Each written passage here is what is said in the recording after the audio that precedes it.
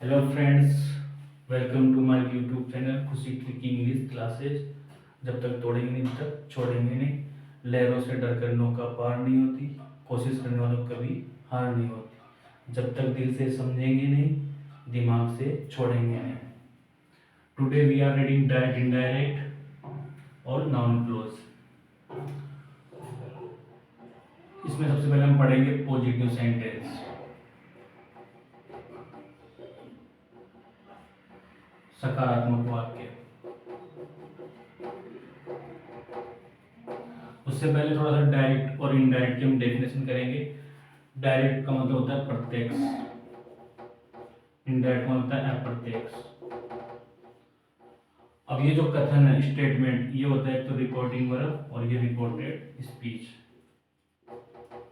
Reporting verb close इसको बोल सकते हैं, इसको रिपोर्टेड स्पीच क्लोज। ये जो वर्ब है रिपोर्टिंग करने के काम में आती है, इसलिए इसको रिपोर्टिंग वर्ब बोलते हैं। और ये सेंटेंस जो हमने रिपोर्ट करना है, ये बात हुई है, ये स्टेटमेंट हमने पहले बोला है, उसके बारे में हमें बताना है। अब प्रत्यक्ष और अप्रत्यक्ष क्या होता है? जब वक्ता यानी ये जो बोलने वाला है, जिसको बोलते हैं हम स्पीकर, जो बात को कहने वाला है, फिर है ये मी, जिसको हम बोलते हैं लिसनर यानी कि श्रोता, और दूसरी बात है इसको सब्जेक्ट और इसको ऑब्जेक्ट। तो जब सब्जेक्ट यानी कि वक्ता, जो बात को बोलने वाला है, वो अपने ही शब्दों में बोले तो उसको तो बोलेंगे प्रत्यक्ष कथन, यानी प्रत्यक्ष वाक्य। एक तरह से डायरेक्ट स्टेटमेंट इसको हम बोलते हैं।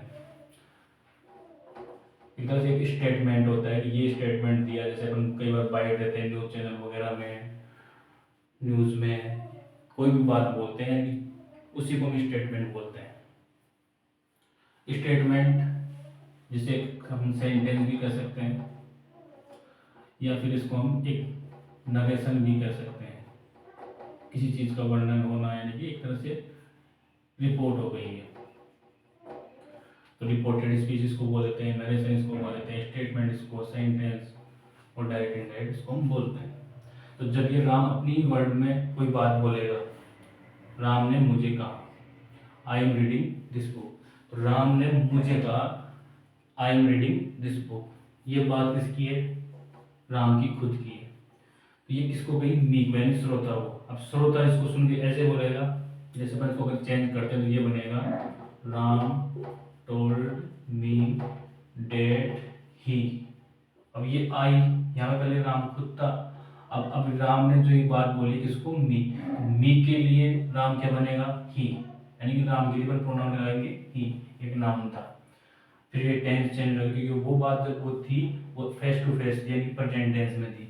अब ये बात राम कहीं चला गया, और राम के बाद में वो जो श्रोता है वो बोल रहा है राम के बारे में, यानी थर्ड पर्सन को।